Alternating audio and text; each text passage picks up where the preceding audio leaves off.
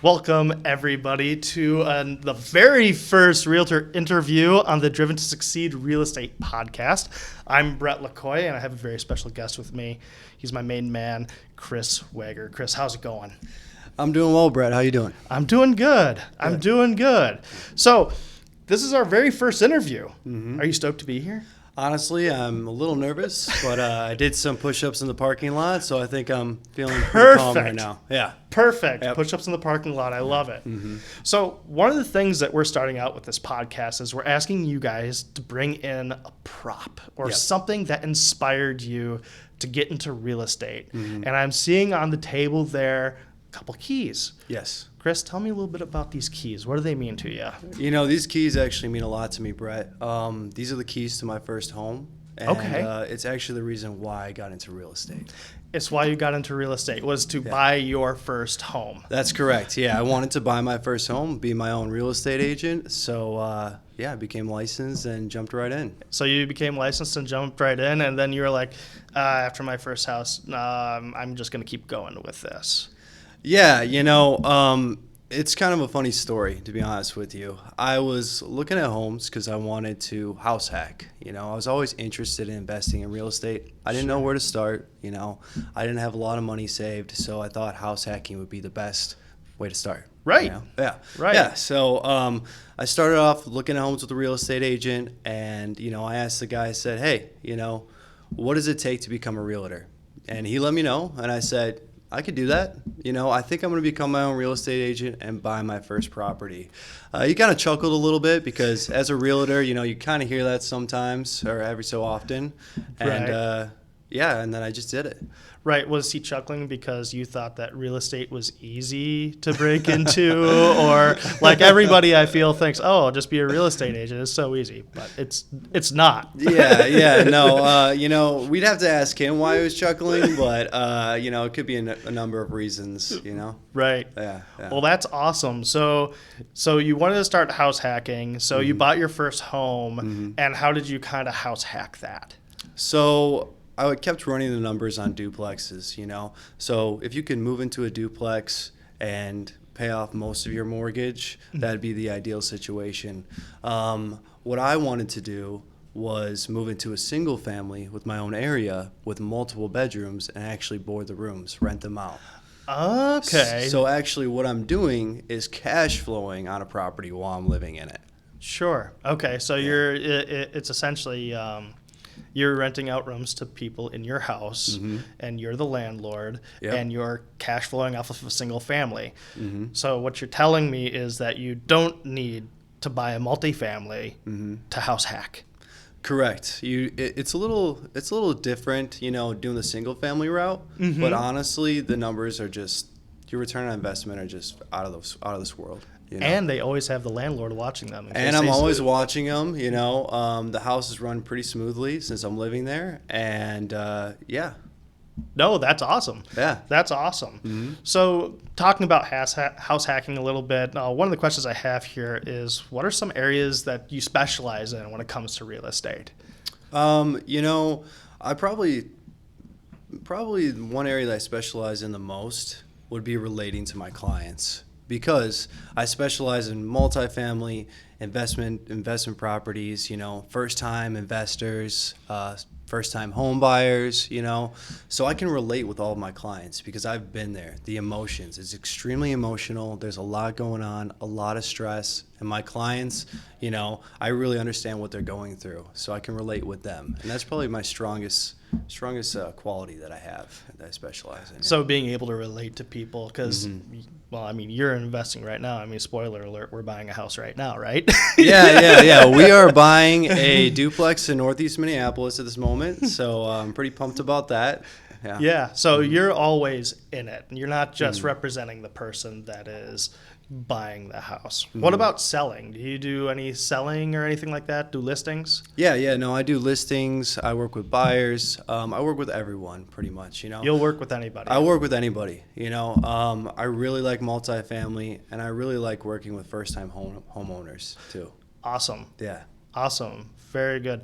So what are some of the things, being in multifamily and having first-time homeowners, home buyers, what are some things that you think that they should know about the market right now at this moment? Do you see it pivoting? What have you been seeing at the moment? Yeah, the market is definitely changing, right? The demand has gone down, but don't get me wrong. As a seller, if you've got a great home to list, you're going to get multiple offers. Right. Yeah, it's nothing like it was last summer. So I guess as a buyer, you're going to have more options. You're not going to be under as much pressure, Right. So that's what I'm noticing with the market. Demand, a little lower, inventory rising a little bit. Also interest rates rising a little bit, which is giving buyers more options. Right. So interest rates are rising a little bit. There's more inventory, so home prices might be coming down a little bit, but they're still appreciating overall. That's correct. Right. So what you're saying is if you were on the fence last year during the summer, now might be a time to start looking at getting back into it because we are seeing more options out there.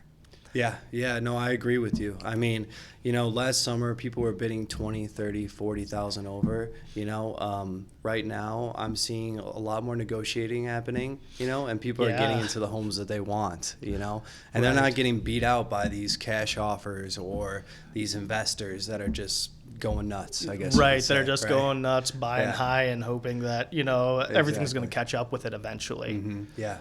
No, that's great. Yeah. So tell me a time about in your real estate experience, your career, where things completely went sideways on you. You're like, oh my gosh, I'm going to lose this deal. What's going on? And give us a little backstory on the situation and how you were able to overcome it. Well, I'll be honest with you, Brett. Every real estate transaction is kind of like a box of chocolates. You never know what you're going to get. Sure. So, fair enough. So one situation comes to mind. I was actually helping out a first-time home buyer, and they were looking to get into their first home. Super excited. The market was crazy hectic. It was this was last summer, and we get her a home. Her offer is accepted. She's super excited. We have the closing date set. We'll say July 1st, right? Sure. All right, so we're coming up to the closing date, and it's the day before, and the lender gives me a call, Oh, nice. Yeah. So the lender gives me a call, and he says, hey, Chris, we're actually going to need a couple more days to close. And I'm like, oh, man, come on. Okay, sure. All right, that's fine. I'll talk to the listing agent. Let's make it work. Right. So we push it back a couple days. A couple days pass by, and lender calls me back and says, Chris, we're going to actually need 2 more weeks to close on this property. Oh, my God. Now, with how the market was last summer, that wasn't an ideal situation. No. Yeah. So, the buyer was freaking out a little bit. I was under a little bit of stress myself, but we were able to kind of work things out with the listing agent, and we closed on the property, You closed on the property. We closed on it, yeah, and she is happy as ever. She's in her first home. She's planning her roots. It's cool. No, that's great. That's great. So, I mean, it's all about working with people. It's all about working with people. It's all about problem solving. All about problem solving, getting creative, thinking outside the box. So I'm asking you this because it's kind of a unique situation that you have working with you, and that kind of actually turns back to your brokerage. Yeah. So we've all heard, if it's a nice house, getting your offer accepted, you're going to still probably be in multiples. And, somebody who isn't a cash buyer, this is something I'm going to let you explain it that will that kind of gives you an edge when you're competing with those cash buyers. Yeah. So, my brokerage is a little unique with the way we do things here. So what we do actually is with all of our clients, if they get their underwriting for their pre-approval and TBD status, we'll back them with cash. So we'll actually back our buyers with cash on our transactions. So you're backing them with cash. Yeah. Get a little bit more into that. So what does that mean? You're backing it with cash. So we have the option for financing, but if the financing fell through, like let's say, oh my goodness, the borrower lost their job. Yeah. right? Yep. Or, God forbid, a family member has to go to the hospital and it completely drains their bank account. Yeah. Yeah. So, and then that borrower can no longer buy that house, but as long as they were underwritten approved, so a Yes. certified pre-approval, platinum pre-approval, everybody is going to call it a little bit different.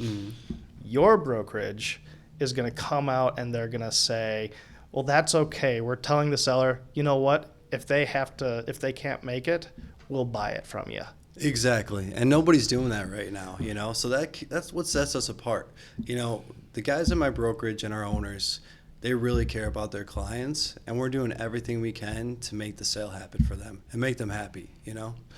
Awesome. Yeah. No, and it's really unique. I've heard of lenders doing that. They'll do it, every so often, but it's not a all the time thing. Yeah. Yeah. Right. And this brokerage doing this, I think it really helps out their buyers. So, 100%. yeah, 100%. that's fantastic. Yeah.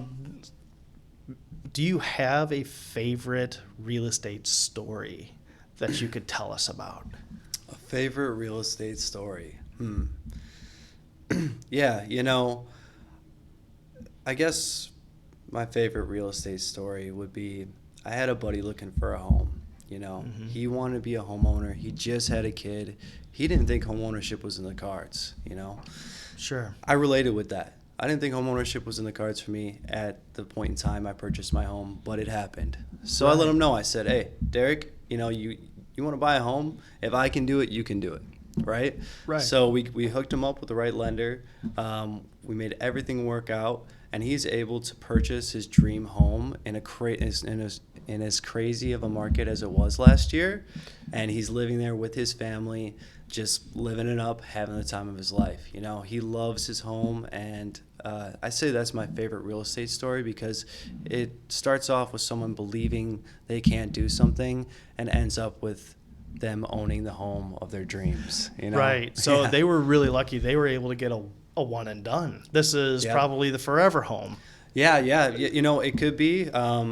We'll see. Yeah. You never know in real estate. Well, I mean, they really lucked out too. I mean, rates back last year at this point in time were low threes, something like that. Depend. Of course, it's going to vary from person to person. There's about 29 different things that go into factoring your interest rate, but by and large, we'll use the average. It's low threes. So good for him. Yeah. That's awesome. Oh yeah, it's really good for him. So Chris, one of the other things. So what are some tips and tricks that you're kind of using right now to help your buyers out when they're out there buying a house or even selling? I want to know. Okay, sure. Well, let's start with buyers, right? All right, let's start with buyers. Yeah, buyers. So some things that I'm doing with buyers are I'll actually set an expiration on our offer to put a little bit of heat on the sellers. Okay. Especially when there's no other offers on the table. We want to beat out those other offers before they come in, and we don't want the property to get into multiple offers. Right. So you want to pretty much get in there, take it, and then be like, nobody else. Yeah. Exactly. We want to get this accepted right away. Yeah, and another thing we can do is that actually I've had a lot of success with is setting the inspection as an informational only inspection. Okay. Yeah, that way it would kind of give the sellers a little peace of mind that we're not going to come back and offer $25,000 less. You know what Sure. I mean? Yeah. So that's another technique that I like to use. Yeah, that would be mostly a couple tips and tricks for buyers. When it comes to sellers, you really have to pay attention to the details. The details are extremely important when you're selling your home. You want to make sure everything looks neat. You want to make sure that it's staged the right way if it does need to be staged, and you just have a good feeling when you walk into the home. Because if a lot of people feel that great feeling of walking into the home, you're going to get multiple offers on that property. Sure. So how do you deal with people who are selling but they're still living in the place? Yeah. Like, is there something like some common things that you run into with that? Like, they didn't clean the cat's litter box, or oh gosh, there's a cat there and the client's allergic to cats. How do you navigate that kind of stuff? honestly, I'll have somebody walk through and give them tips and tricks on how to have things neat before showings. You can't control other people, you know. Right. And it's their home that they're selling, and they're more so in control of what's going on inside of that house before showings show up, you know. But yeah, you can't control that. I've actually got a pretty funny story of something that happened with a listing pretty recently, if you want to hear that. Yeah, absolutely. Go for it. Yeah, so I was listing this home in Minneapolis, and there was just a lot going on. This guy had tenants in there. You know, people were smoking giggle bush. You know what I mean? Giggle bush. Yeah, there was some giggle bush going around there. Is that like marijuana? Something like that. Okay, yeah, gotcha. Yeah, so they were smoking giggle bush, and you know, there was just a lot of traffic going in and out of the house. And the guy wanted to list the home. I said, you know what? Let's do it. Let's list the home. So we listed, and pretty much, you know, he tried listing it last year, and it didn't go too well with those tenants. And I'm not going to dive too deep into that, you know, because that's his story. But anyways, you know, he's like, Chris, can we make this work? I'm like, yeah, we can make anything work with enough hard work, obviously, right? Right. So so pretty much, you know, 2 days before we were going to list this property, all the tenants just move out on their own. All move out on their own. Oh. Yeah. So I'm that's like, nice. This is great. This is awesome. You know, this is exactly what we needed. Seller was happy. Tenants were probably happy, you know, to move on, and I was happy as well. So tenants move out, and we start working on this home. You know, we're listing this thing in 2 days. We're just trying to get everything done. I get a couple contractors in there, a couple of my buddies in there. We fix the home up, make it look immaculate, you know, compared to what it was at least. Sure. Yeah. So we list the home, you know, we're getting some people coming in, you know, some offers coming in. And next thing you know, I go downstairs into the basement one night, you know, I was shutting things down after an open house, or I don't remember why I was at the property. And yeah, everything's flooded down there. Oh. Yeah. So it's flooded down there, right? Okay. Yeah. So it's flooded down there, and I'm freaking out. I'm like, oh my God, it's flooded down here. We have a bunch of showings scheduled for tomorrow. I don't know what to do. You know, I'm freaking out. So next thing you know, I grab a bunch of towels, and I'm wiping up all this water, you know, trying to clean it up. Yeah. And, yeah, and he did talk about that in the seller disclosure, like that there was some dampness, and it does get wet every once in a while down the basement since it is unfinished. But yeah, it's not good to have that happen while you're having showings. You know? Right. Yeah, right. yeah. So I was freaking out a little bit, trying to control things. Fortunately, everything went smoothly, and we closed the transaction. So yeah. No, that's awesome. Yeah. No, that's a good story. Yeah, the listing didn't say anything about bringing your water shoes to go to this open house or to do showings. So Definitely. No, that's cool. So you're actually in there. You're going to be putting in your own elbow grease. Yep. Yeah. For somebody if they need it. Especially, it sounds like this was an investment property. So the owner, they could be states away. Yeah, you know, right? The owner was extremely busy too, so I kind of just took it on myself to take care of everything. Right. So no, that's really good. Well, Chris, thank you so much for being here. Yeah. What is the best way to get a hold of you? Can we find you on LinkedIn, on Facebook, MySpace? Yeah. How do you like to connect with people? Yeah. My MySpace is myspace.com/Chris Rules. Oh. It's a picture of me with like bleach blonde hair, but yeah, that's me. Oh, that is. Yeah. No, my Facebook is just Christopher Weger, Weger. You can find me on Facebook. You can find me on LinkedIn. You can call me right on my cell phone if you like. Right, and we'll have your number and email available too at the end of this episode. We'll throw that up there. Perfect. But we like to be, you know, sometimes people don't want to just do an email. They feel like they're emailing a robot, but now they've met you, so you shouldn't feel that way. No, don't feel that way. Don't feel that way. Well, awesome. Well, hey, Chris, thank you so much for being here. I think this was an informative episode. Guys, if you want to meet and talk to Chris, like you said, LinkedIn, Facebook, and then we're going to throw up that email and that phone number after this. Chris, thank you so much for being here. Guys, until next time, go ahead and hit that subscribe button, the little bell icon, so you get notified when we're doing another episode. And yeah, I screwed up my outro, but that's okay. We'll see y'all next time, guys. Bye.